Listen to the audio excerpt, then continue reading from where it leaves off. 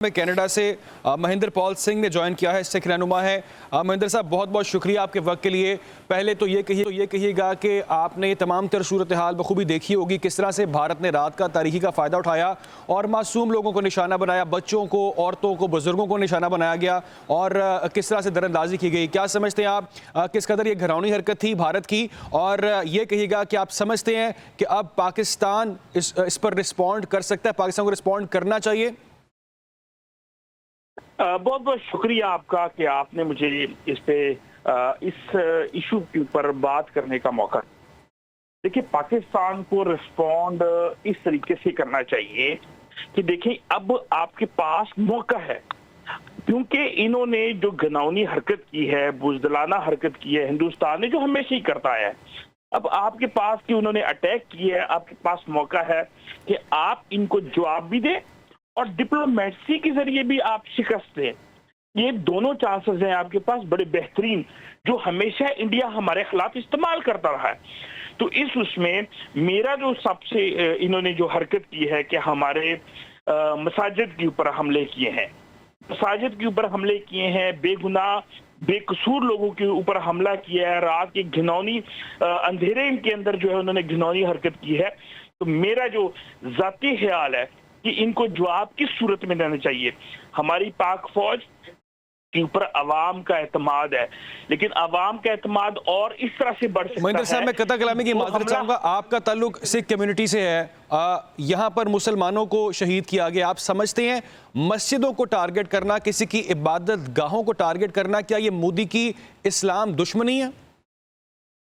बेशक है, बिल्कुल है, लेकिन मेरा आप इस पे थोड़ा सा पहले मौकफ सुन लें कि अब पाकिस्तान को क्या करना चाहिए। पाकिस्तान को ये करना चाहिए, क्योंकि इन्होंने जो हरकत की है, जिस वजह से की है, उनको अब जवाब देना चाहिए। ये मोदी की जो आरएसएस और शिवसेना की जो दहशतगर्दाना सोच है, अब उसको उसी तरीके से जवाब देना चाहिए। अब करना क्या चाहिए?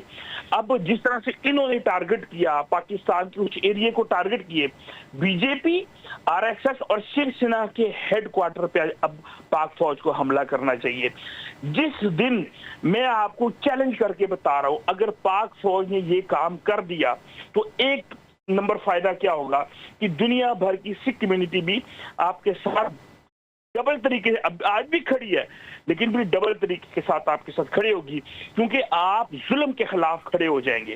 दूसरी जो क्या होगा कि पाकिस्तान की अवाम भी आपके साथ इस तरीके से मजबूत तरीके से खड़ी हो जाएगी, क्योंकि आपने ईंट का जवाब पत्थर से दिया होगा।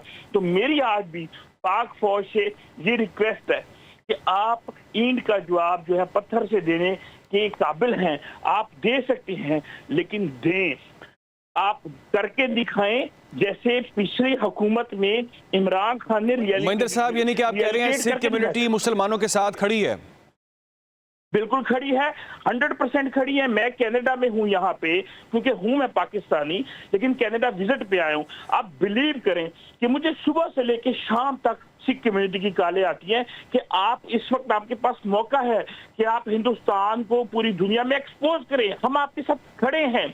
आप इस वक्त उन पे हमला करें, उस जगह पे हमला करें जहां से ये दहशतगर्दी हो रही है, जहां से मोदी की जो वो है ना आगे डोरियां खींची जा रही हैं, वो है आरएसएस शिवसेना, वो है बीजेपी की जो घटिया सोच है, जो वहां पे दलितों के ऊपर भी जुल्म कर रही है, जो मुसलमानों के ऊपर जुल्म कर रही है, जो मसीहों के ऊपर जुल्म कर रही है, जो सिखों के ऊपर जुल्म कर रही है।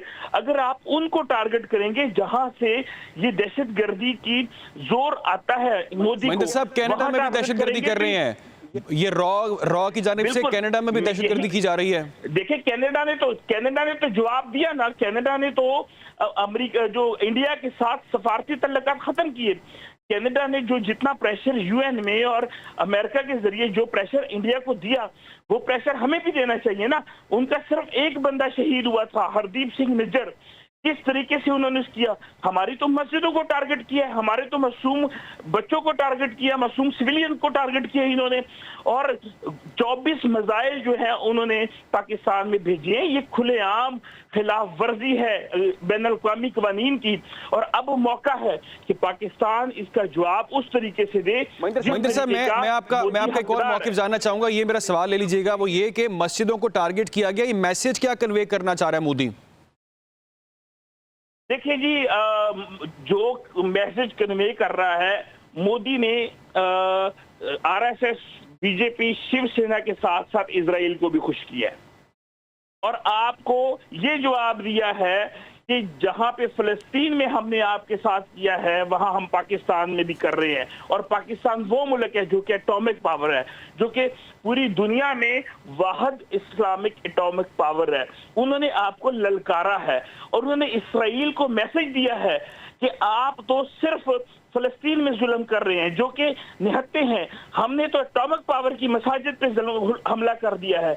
ये हमारी आवाम को, जो अवाम को मुंतशिर किया गया है, अगर आज पाक फौज उनको जवाब नहीं देती तो मैं आपको ये बता रहा हूँ कि दुनिया भर में जितने भी मुमालिक है, मेरी बात सुनिए, जितने भी इंडिया के अंदर जितने और दुनिया भर में जितने भी मुमालिक हैं जो इस जो जालमाना मुमालिक है, चाहे वो इजराइल है चाहे इंडिया है, जिनसे तंग है, तो अगर पाक फौज इनको जवाब नहीं देती तो सब लोग, सारे ममालिक पाक फौज से, सिख कम्युनिटी हो, वो दलित कम्युनिटी हो, वो पाक फौज से पीछे हट जाएगी। इस वक्त पाक फौज को पूरी दुनिया के दिल जीतने का बहुत अच्छा मौका मिला हुआ है। साहब, अगर वो राइट आपका पॉइंट आ गया महेंद्र